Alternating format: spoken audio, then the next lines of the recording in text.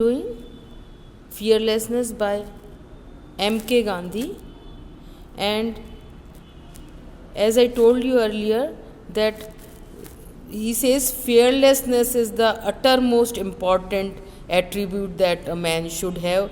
Then only he can, progress towards other things and can achieve, supreme in his life, the ultimate truth in his life. And when he talks about fearlessness, he talks about the need to be free from all kinds of external fears, which we have discussed earlier. I'll read out the lines and explains to you.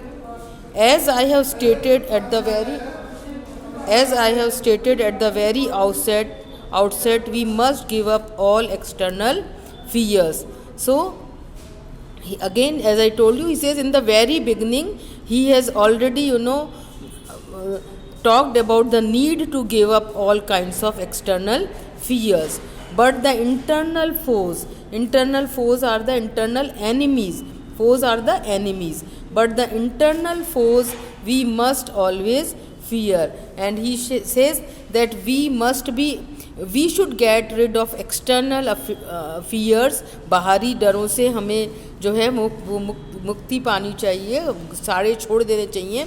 But he at the same time says that we should be fearful of the internal foes. Foes are the enemies.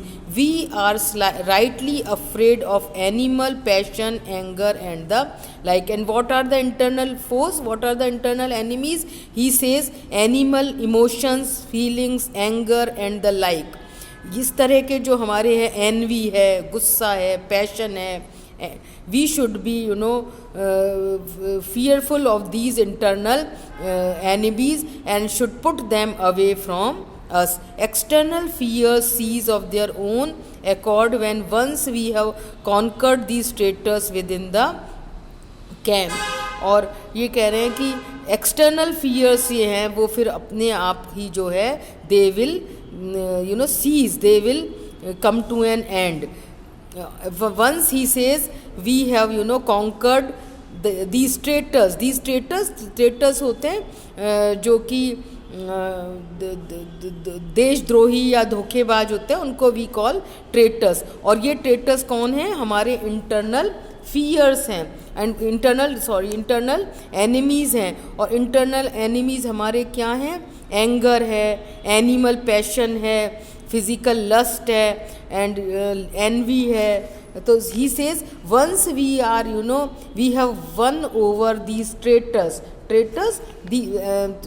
ये जो हमारे traitors, इनको ही कह रहे हैं, ये जो emotions हैं विच आर अनडिज़ायरेबल इमोशंस. तो कह रहे हैं जब हम उन पर विजय, once we win over those emotions, animal emotions, then automatically the external fears will come to an end. All fears revolve around the body as the centers. He says all kinds of fears, all kinds of external fears, they revolve around the body is the center. Body उसके केंद्र में है.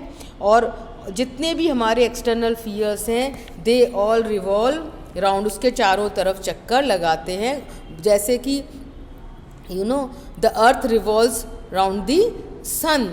तो जो है वो body जैसे सन centre है और पृथ्वी उसके चारों तरफ चक्कर लगा रही है. In the same way body is the centre and all kinds of external fears they revolve round that center and would therefore disappear as soon as one get rid of attachment for the body. और इसलिए कह रहे हैं कि because body is the center, और एक बार got rid of यानी छुटकारा पाना, once we get rid of attachment for the body, then automatically all these external fears will disappear.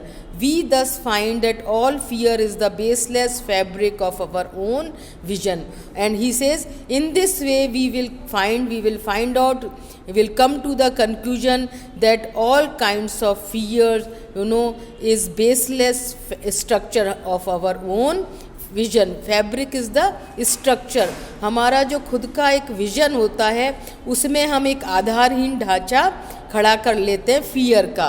Fear जो है is baseless, but it is our own creation and it is something which is baseless, जो कि आधारहीन है।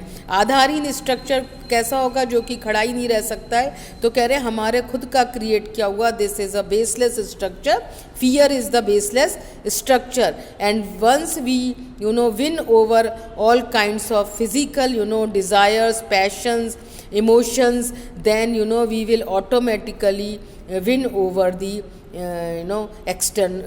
external fears.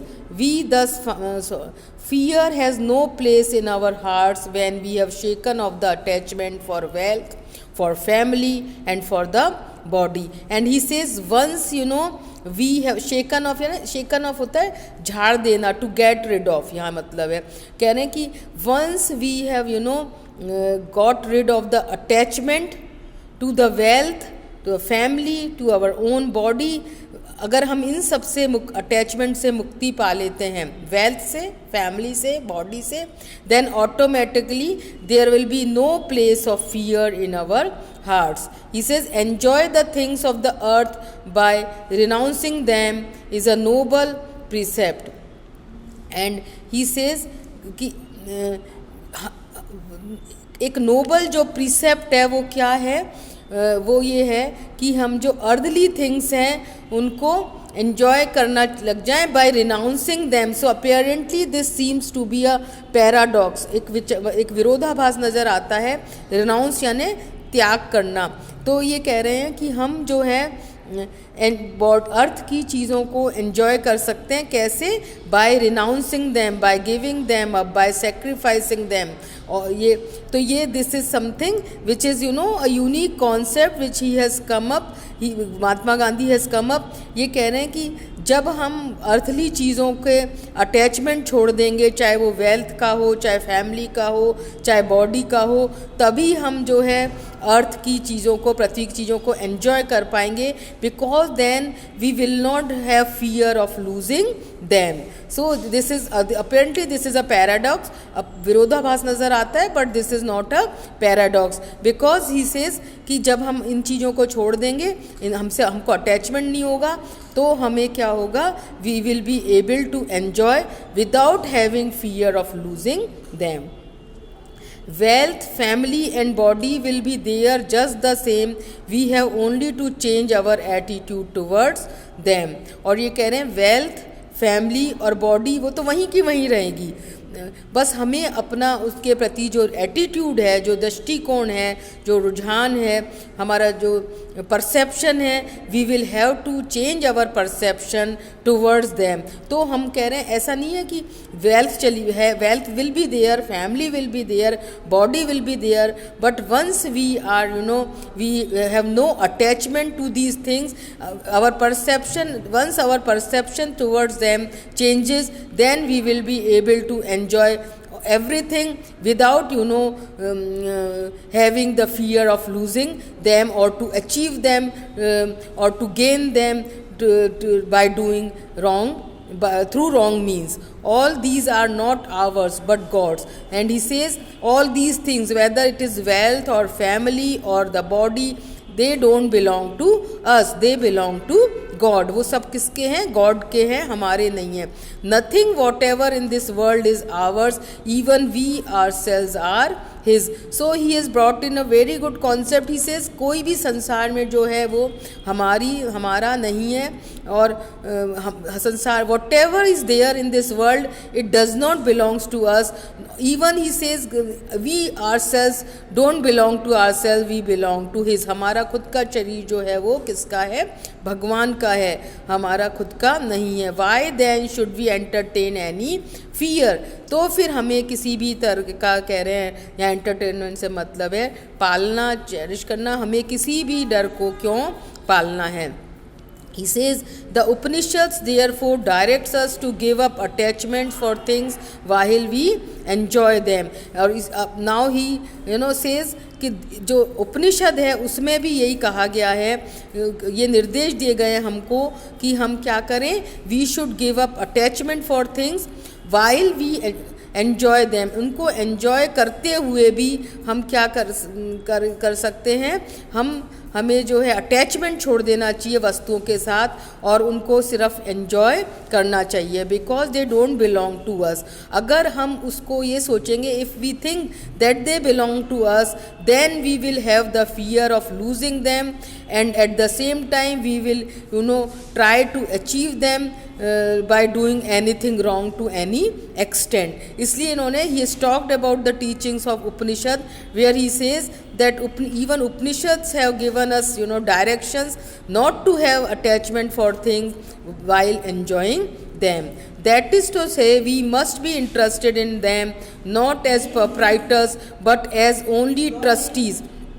And he says that is why he says we should be interested in material things not as proprietors. उनकी ownership को हमें नहीं ये नहीं सोचना चाहिए we are the owners of them, but हम उसके सिर्फ जो है संरक्षक हैं, we are just trustees. So that is in why he talks about the fearlessness, because he says fearlessness is the most important and basic thing to live life, and to live life truthfully and fearlessly. Thank you so much.